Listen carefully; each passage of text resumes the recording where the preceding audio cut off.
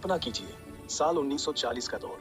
पूरा देश गांधी जी के अहिंसा के रास्ते पर चल रहा है, लेकिन एक शख्स है जो चुपके से कहता है, ये रास्ता काफी नहीं है।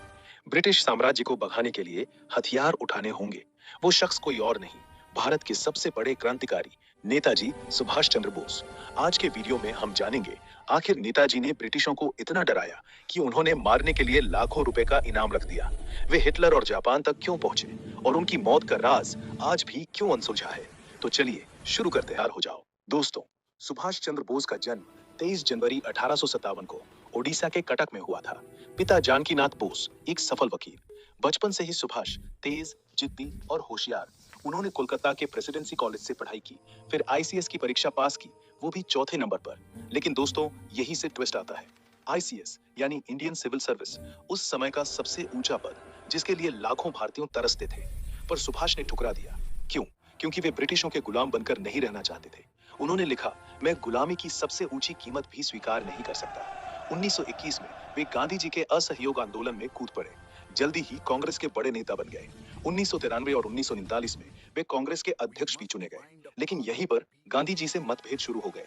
गांधी जी अहिंसा और सत्याग्रह पर जोर दे रहे थे, लेकिन नेताजी का मानना था, ब्रिटिश इतने क्रूर हैं कि सिर्फ अहिंसा से वे भारत नहीं छोड़ेंगे, उन्हें बलपूर्वक भगाना होगा।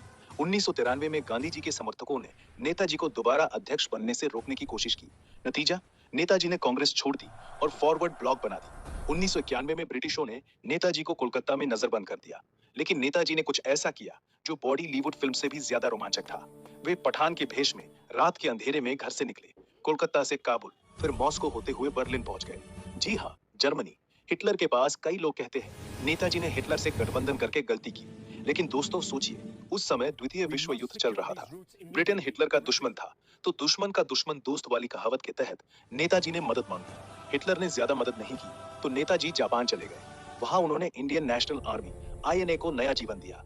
तुम मुझे खून दो, मैं तुम्हें आजादी दूंगा। ये नारा नेताजी ने ही दिया था। आईएनए में हजारों भारतीय सैनिक थे जो पहले ब्रिटिश आर्मी में थे। जापानियों ने उन्हें कैद कर लिया था। नेताजी ने उन्हें आजाद भारत के लिए लड़ने का जज्बा दिया। 1994 में आईएनए ने इम्फॉल कोहिमा की लड़ाई लड़ी। हाँ, वे हार गए, लेकिन इसने ब्रिटिशों को हिला कर रख दिया।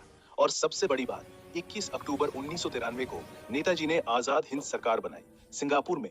ये भारत की पहली स्वतंत्र सरकार थी। कई देशों ने इसे मान्यता भी दी। दोस्तों सोचिए, जब पूरा देश गुलाम था, तब नेताजी ने विदेशी धरती पर भारत की सरकार बना दी। ये कितना बड़ा साहस था। लेकिन फिर आया 18 अगस्त 1945, ताइवान में एक प्लेन क्रैश।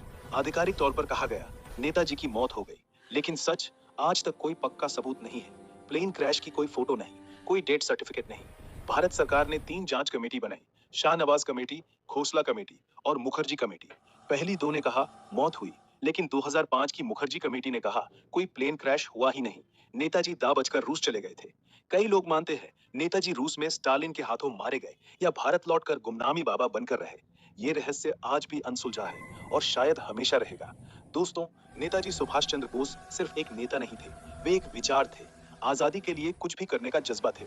आज जब हम आजाद भारत में सांस ले रहे हैं, तो हमें याद रखना चाहिए, गांधी जी ने हमें अहिंसा का रास्ता दिखाया, तो नेताजी ने सशस्त्र क्रांति का। दोनों की जरूरत थी। नेताजी का सपना था एक मजबूत, एकजुट, स्वाभिमानी भारत। क्या हम उनका सपना पूरा कर रहे हैं? ये सवाल हमें खुद से पूछना चाहिए।